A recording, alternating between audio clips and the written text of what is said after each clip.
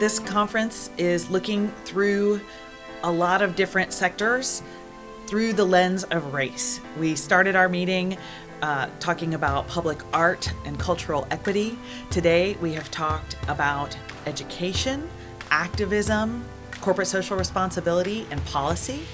And on Saturday we will be talking about criminal justice as well as a faithful response to racism. Well, this topic is important because today we are facing a number of issues dealing with racism, how it affects our communities, how it reflects employment, how it reflects the criminal justice system, economic development, and a host of other things involved.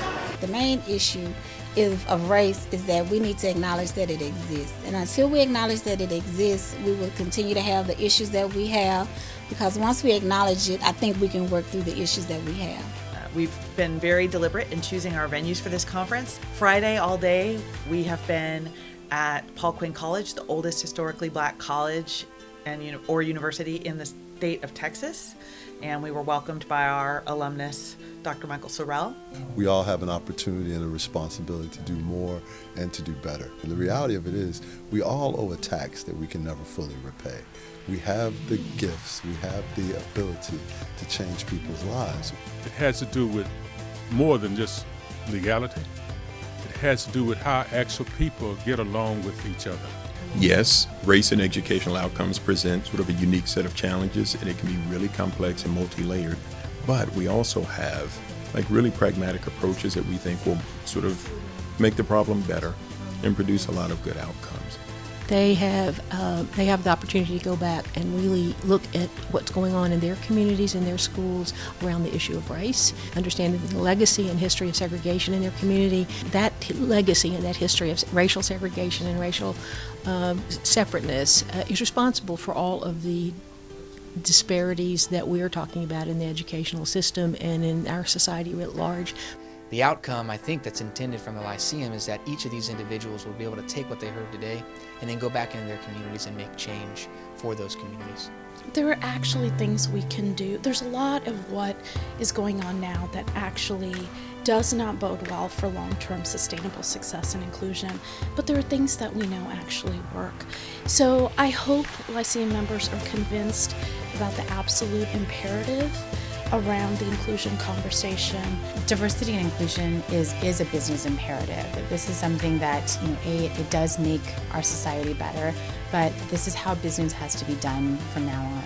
It's about having the innovative thoughts at the table. It's about having a diversity of experience, informing their products and services, again, to really uplift the work that we're trying to do in all of our businesses. Race in Texas is more than a two-sided, three-sided proposition. It's very multifaceted. I hope they learned a little bit about the Asian American, Chinese American history coming to this country and some of the discrimination that they felt and that they sometimes continue to feel even in this modern time. So I think it's really important to be able to recognize that we're in a time of heightened racial anxiety, particularly among white Anglos who are trying to figure out how to be in a context where they're no longer the majority and no longer the taken for granted face of power. We had a wonderful lunch catered by a group called Break Borders, which empowers refugee cooks through social entrepreneurship and catering jobs. This is very much a community project, and we are doing it out of love for our mom and for our fellow neighbors, and having these safe places for the women to be able to connect with the community through food and culture and, telling their stories. We hope the idea spreads near and far.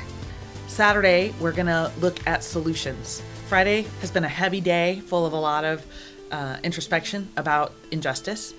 Saturday, we're going to inspire people and uplift them.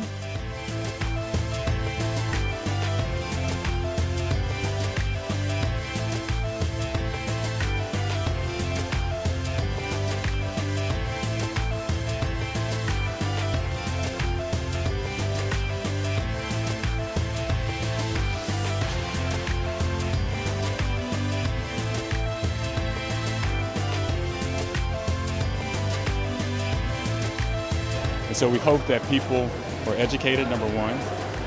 We hope that they were moved, and we hope that they will be encouraged to go back to their communities and do something about it and make a difference.